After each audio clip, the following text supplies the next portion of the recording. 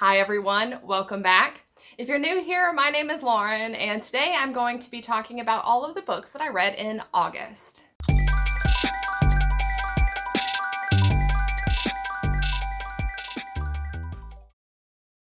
So August was actually a really great reading month for me. I read a grand total of 2,773 pages, which I should actually say I've read that many pages so far. There are actually still a couple of days left in the month, but as of right now, 2,773 pages. I completed a total of 8 books. One I'm still working on, which is the 3rd book in the Stormlight Archive, Oathbringer, which I'm really enjoying. As far as star ratings go, I read 1 3-star, 2 3.5 stars, 3 4 stars, and 2 4.5 stars. Overall, that is a great set of ratings for me. I did not DNF anything. I did not dislike anything. I genuinely enjoyed everything that I read in August, so it just was a great month. I don't want to waste any time right now, so let's just jump right into it and talk about all of the books that I read in August. So I think that this month I am going to talk about the books in the order that I normally talk about them in, which is from the book I liked the least and work my way all the way up to the book I like the most. That way we can end on a high note. And the book that is at the bottom of the pile for me, though I did really enjoy it, was The Promised Neverland by Kayu Shirai.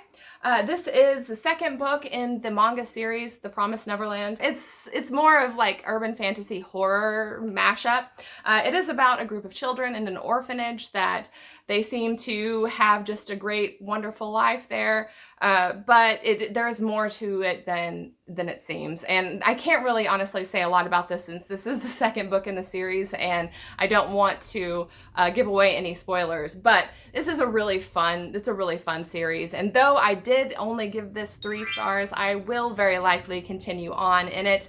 I feel like it's still just kind of setting up the world and, getting us familiar with the characters. The story itself, though, is very intriguing. It has a ton of potential, and I really enjoy it. And I should also mention as well that this is the first manga series that I've ever read, and I feel like it's a good starting place. If you have never read manga before, then and you're interested in giving it a shot, I would definitely suggest this series. Pick it up. If you like something that it is a lot of fun, but it also is kind of dark, it has a dark edge and kind of creepy vibes, you may really enjoy the series as well. The next book up the list is Salvation Day by Kaylee Wallace. This is a sci-fi horror, and it's kind of a space opera. It is a story of a group of people who they belong to what is essentially a cult.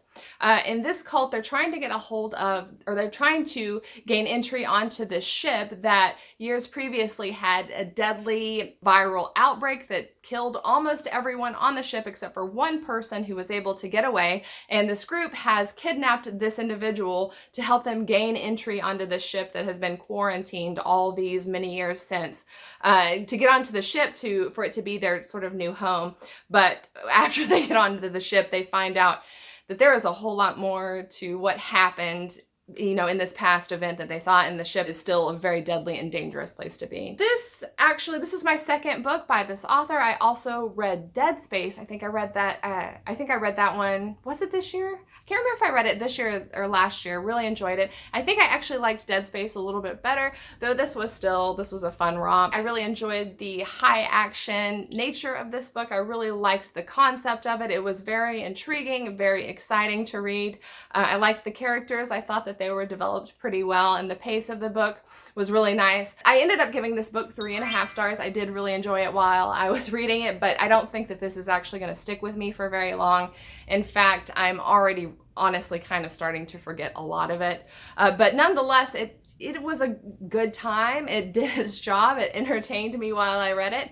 And what else can you ask for, really? If you enjoy sci-fi horror, you kind of you're into one and not the other, but want to dip your toe into the other, this is a great mashup of those two genres, so I would definitely recommend it to you. Next up, we have Vita Nostra by Marina and Sergei Dyachenko. Whenever I pull this from my TBR, I think I said it's Russian, but a friend of mine corrected me and told me that this is actually Ukrainian.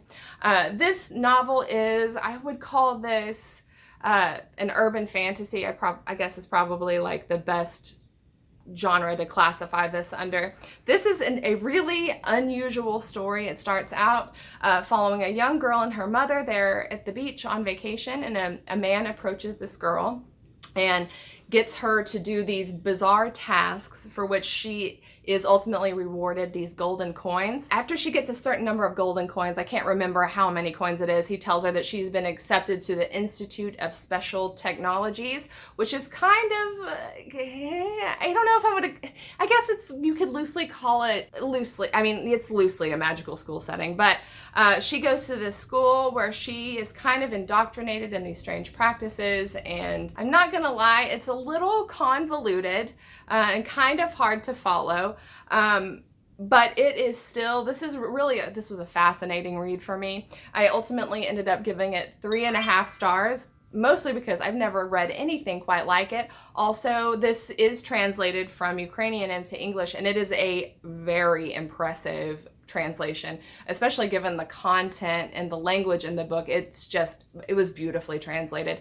This book was really out there, though. I mean, if you are into books that are way out there and don't mind working for it a little bit, you may really enjoy reading this book. I did have a good time reading it, though. This book had a lot of philosophy in it, a lot of philosophical content that I was not familiar with, and so it wound up, I felt like I missed a lot. I missed out on a lot of it because I didn't understand a lot of it. This is not the most accessible novel. I mean, if you have studied philosophy, and I wish I could even tell you what kind of philosophy, I don't even know. I get the sneaking suspicion that this is something in particular, but I am not into philosophy, so I just don't know what it is.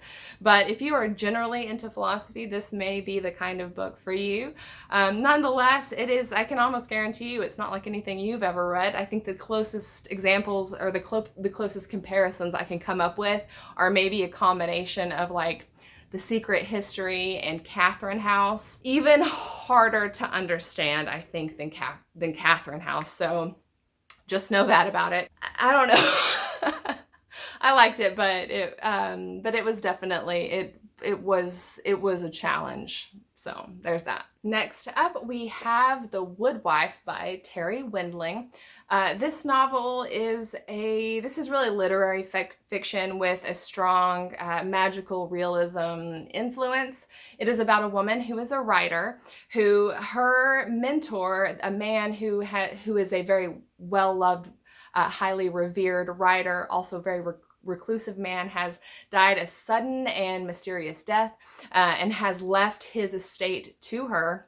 And she goes out to the desert. It's in the desert in Arizona. She goes out to claim this estate that she's inherited from him, and also kind of try to figure out maybe what happened, whatever happened that led up to his death. But she ends up getting a much larger experience than what she bargained for. This book is it has a very strong sort of Native American influence, like Native American lore and spirituality in it. And it's also, honestly, this book for me felt kind of like the author's, like a love letter to the desert and to Native American culture. This book, I think this was actually written in the mid-90s, maybe. I think maybe 96. And you can kind of tell the writing style is slightly dated, ever so slightly dated, but this is a very lovely book. I really, really enjoyed this.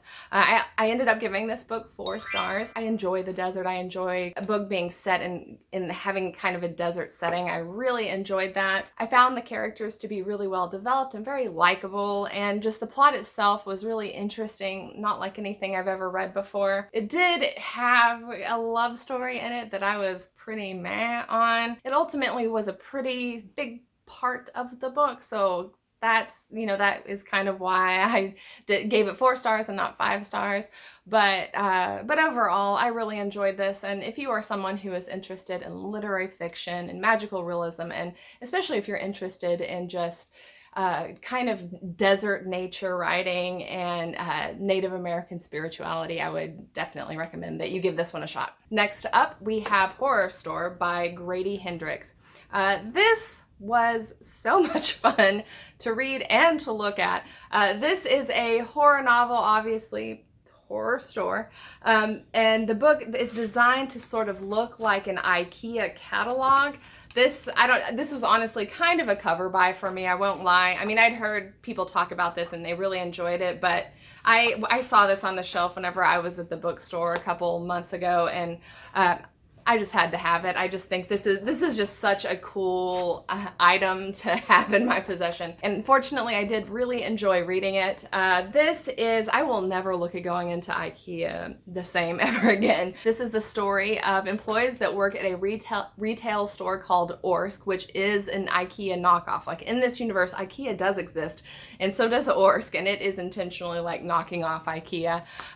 It's about the employees that work there and strange things, them coming to work and finding strange things that have happened in the store during the night, and a couple of employees that get recruited to spend the night in the store to try to figure out what's going on there and the horrors that are unleashed on them during their stay in the store that night. And this is one of the most this is like pure unadulterated horror writing. It is just textbook horror writing. In fact, other than the fact that this is in a retail store and not an actual house, this is like a classic haunted house story. And just so much fun. It has some campy elements to it. You might find this to be kind of cheesy. I don't know. I really liked it though. I ended up giving this book 4 stars. It's not a perfect book to me. I mean, it's pretty simple. It's just kind of simple writing, simple storylines, simple concept. So this isn't exactly a literary masterpiece or anything like that, but it is very clever and very fun to read. I won't lie, this is the scary book. Like this, if you're not a horror reader at all and you are scared very easily, like I don't touch this with a 10-foot pole. But if you do like horror, this is so much fun to read. This is a great one to pick up. And honestly, I guess we're coming into like the spooky time of the year, so I think this would be a really fun book to pick up if you're interested in it, for you to pick up this fall. Next up, we have Skyhunter by Marie Lu. This is a sci-fi novel. It's set on a continent that it's made up of a number of countries, and the government of one of the countries has taken over the entire continent, every country in the continent except one. And this one country is very resistant. It's, kind of like the last place where the people are really free. And this kind of, I guess you'd call it like sort of this totalitarian government that's they believe it's their God-given right to take over the entire landmass. And so they have this final country in their sights, and they have created these, with the help of science, have created these kind of monsters really to help them in their mission of seizing this final country. So whenever the book opens, we are following a young woman who is pretty much a warrior helping to fight against this conquering government. And they take a captive who they know belongs to the other government, but they don't really know who or what he is. And this young woman ends up befriending him, and the kind of adventure ensues. There's a whole lot more to it, but any more than that and it would kind of start to give the story away. I really enjoyed this book. This first of all, this is a beautiful book. I commented on this in my TBR video, but like this is just worth owning for just the beauty of the design alone.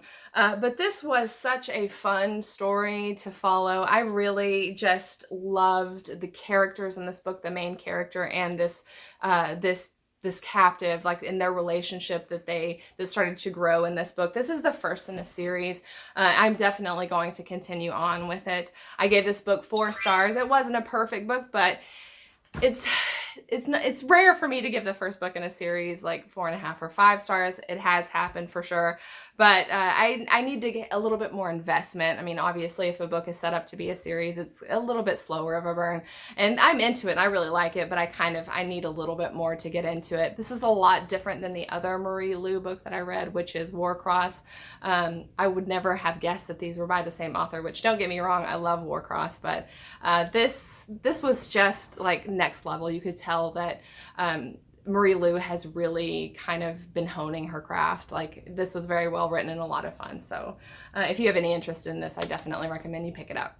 Next up the list is Razorblade Tears by S.A. Cosby. I'd probably call this a literary fiction novel because it is extremely thematically heavy and rich.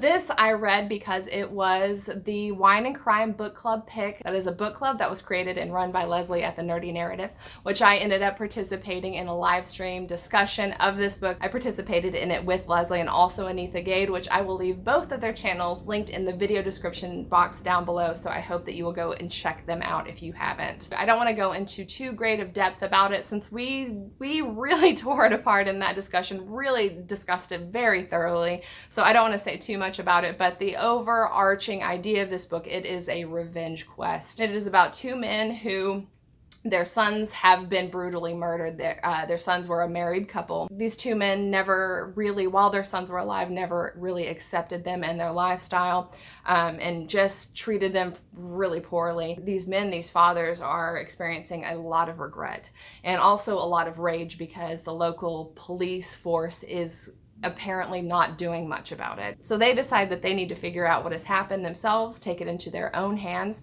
and their reaction to this is really intensified because they are both ex-cons. I won't lie, this was one of, if not the most graphically violent books that I have ever read, so you should know going into it that if you are a sensitive reader, just beware.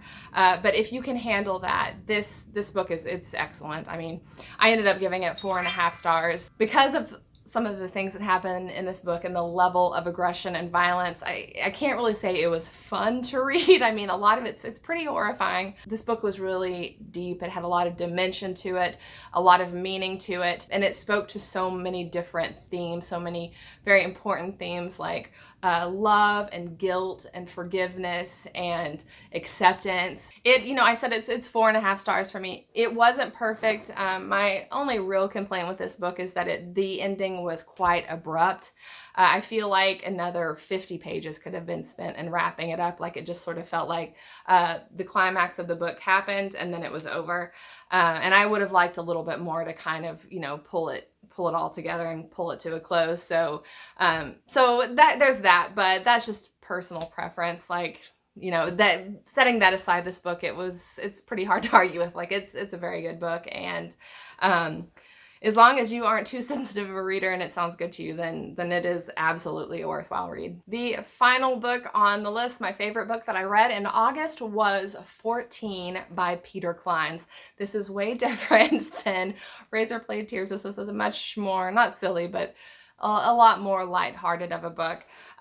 This is, how to describe this one. This is a fantasy novel, an urban fantasy novel, and it is about a man who moves into this apartment complex that is suspiciously cheap, but he is not making a lot of money. He's in a dead-end job, and he hears of this apartment and goes and sees it, and it's beautiful. He knows it's suspiciously cheap, but he moves in anyway. He immediately starts discovering there are some strange things going on in this apartment complex. He ends up meeting another resident, a young woman who lives in this apartment complex, who has been kind of cataloging these strange things about the apartment, and he gets really interested in it as well, and they kind of set off to figure out what is going on and why this place is so strange. The fun in this book is really not knowing what's going on, and you have to be a fan of a book that is sort of disorienting in this way. The book is written to really, it only gives you a little bit at a time, and nearly the entire time you're reading this book, it is just like, what is happening here? Like, what is this place? These are my favorite kind of books. Like, this is my kind of book. I really enjoy this type of setup for a book. I love being totally lost and just gradually trying to figure out what's happening. This, I ended up giving it 4.5 stars. I loved it. I absolutely loved it, but it has some parts that one might consider to be kind of corny and kind of cheesy, and I recognize that. For me, it was fun. It was like kind of silly, some silly elements, and they were really fun. For you, they might be a little ridiculous and over the top and not worthwhile, but I really liked it. Literary masterpiece it is not, but a fun ride that I'd honestly probably recommend this to anyone. It's a really easy read, easy to get into, just all around good time. Yeah, so if that is interesting to you, then I definitely recommend that you give it a shot. All right, so I think that is going to be it for me today. Those are all of the books that I read in the month of August. I would be very curious to know if you have read any of them and what you thought about them, or if any of these sound interesting to you and you might pick them up. I would love to talk to you about it in the comments down below. Also, did you read anything particularly interesting in August? I would love to hear about it. I'm always looking for my next great book recommendation. If you enjoyed this video, I hope that you will like it and possibly subscribe, and I will see you next time. Bye.